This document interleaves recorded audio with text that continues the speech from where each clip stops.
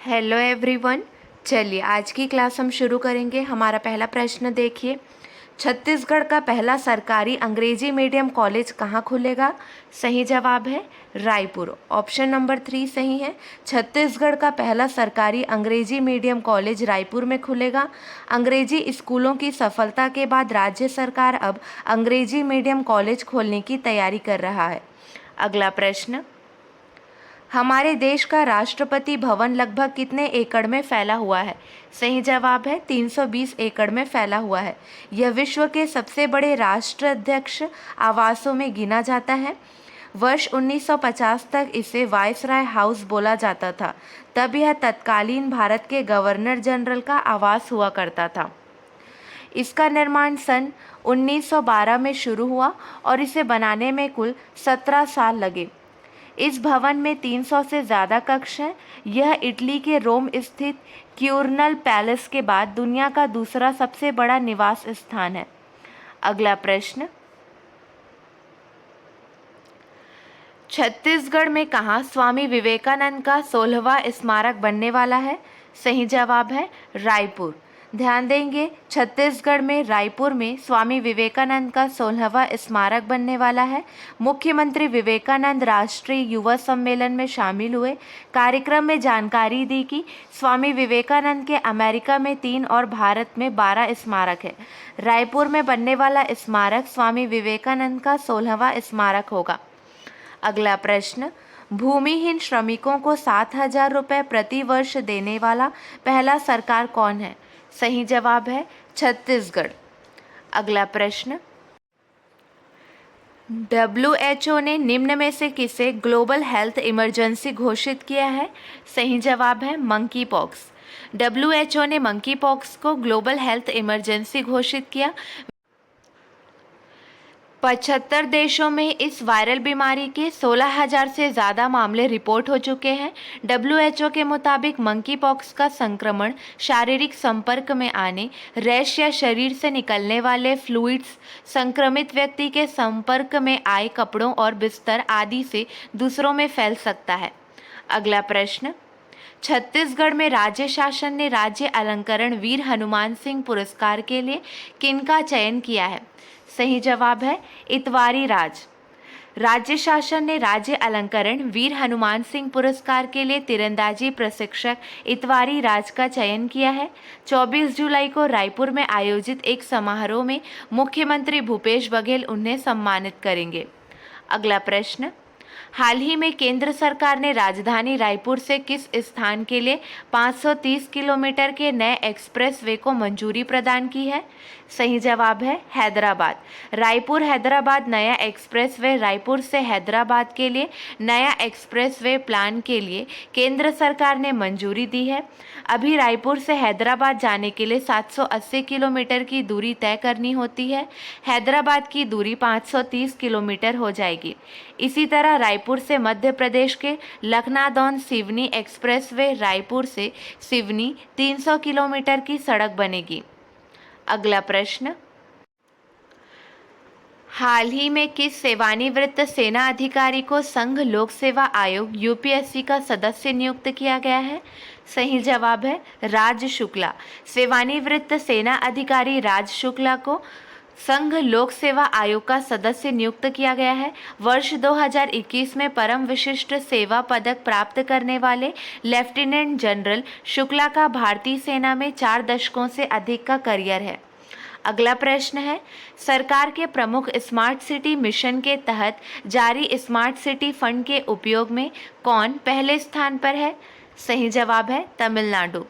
केंद्र सरकार के प्रमुख स्मार्ट सिटी मिशन के तहत जारी स्मार्ट सिटी फंड के उपयोग में तमिलनाडु पहले स्थान पर है। वहीं उत्तर प्रदेश 3,142 करोड़ रुपए की केंद्रीय शेयर रिलीज में से 2,699 करोड़ रुपए के उपयोग के साथ दूसरे स्थान पर है। अगला प्रश्न, भारत और निम्न में से किसके बीच न्यायिक क्षेत्र में सहयोग के लिए समझौता ज्ञापन पर हस्ताक्षर किए गए हैं? सही जवाब है मालदीव। विदेश मंत्री एस जयशंकर ने ट्वीट किया कि हमारी पड़ोसी पहले नीति के तहत कैबिनेट ने भारत और मालदीव के बीच न्यायिक सहयोग के लिए एक समझौता ज्ञापन पर हस्ताक्षर करने को मंजूरी दी है। अगला प्रश्न है, कौन सी तिथि को द्रौपदी मुर्मू देश की 15वीं राष्ट्रपति के तौर पर शपथ लेंगी? सही जवाब है 25 जुलाई। 25 जुलाई को द्रौपदी मुर्मू देश की 15वीं राष्ट्रपति के तौर पर शपथ लेंगी। अगला प्रश्न है, एनएसपी व्यवस्था को मजबूत करने हेतु गठित समिति की अध्यक्षता कौन करेंगे? सही जवाब है संजय अग्रवाल इसकी अध्यक्षता करेंगे। अगला प्रश्न,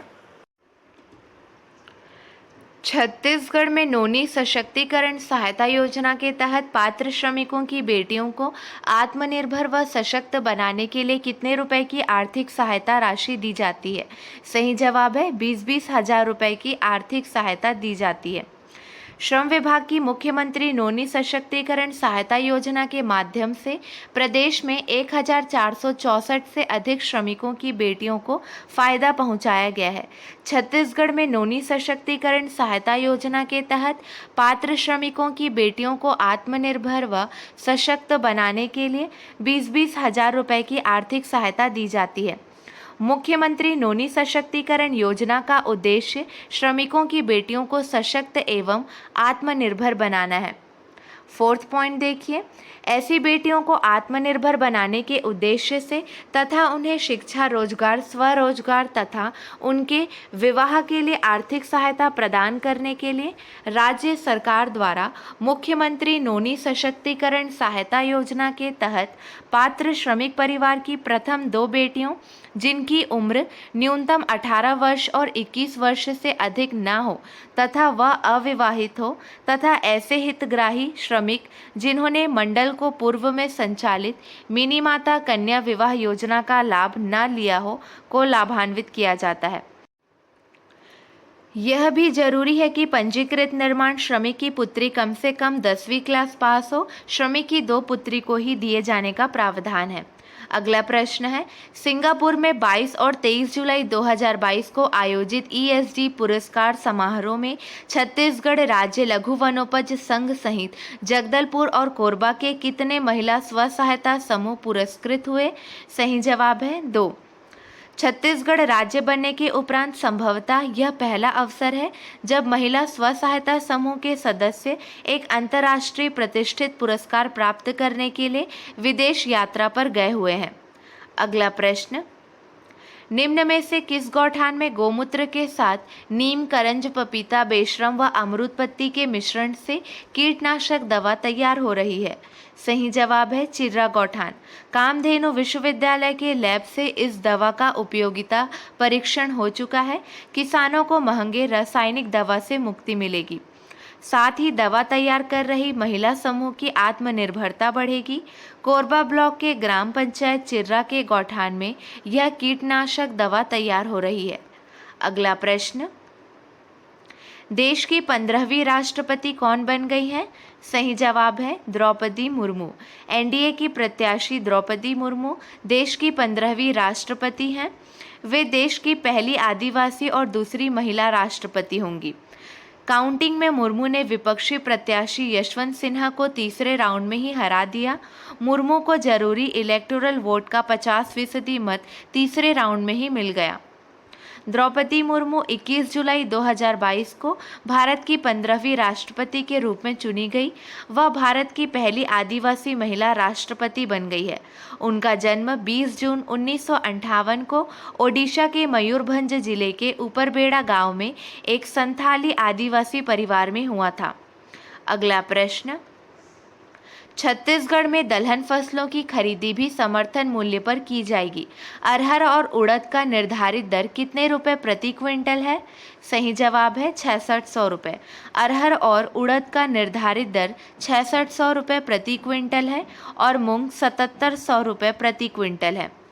अगला प्रश्न, देश का पहला राज्य कौन है जहां आसानी से लोगों को ड्राइविंग लाइसेंस एवं अन्य सुविधाएं उपलब्ध कराने के लिए क्षेत्रीय परिवहन सुविधा केंद्र शुरू किए जा रहे हैं? सही जवाब है छत्तीसगढ़। देश का पहला राज्य छत्तीसगढ़ है जहां आसानी से लोगों को ड्राइविंग लाइसेंस एवं अन्य सुविधाएं उपलब्ध कराने के लिए क्षेत्रीय परिवहन सुविधा केंद्र शुरू किए जा रहे हैं। राज्य में 1000 क्षेत्रीय परिवहन सुविधा केंद्र खोलने की योजना है।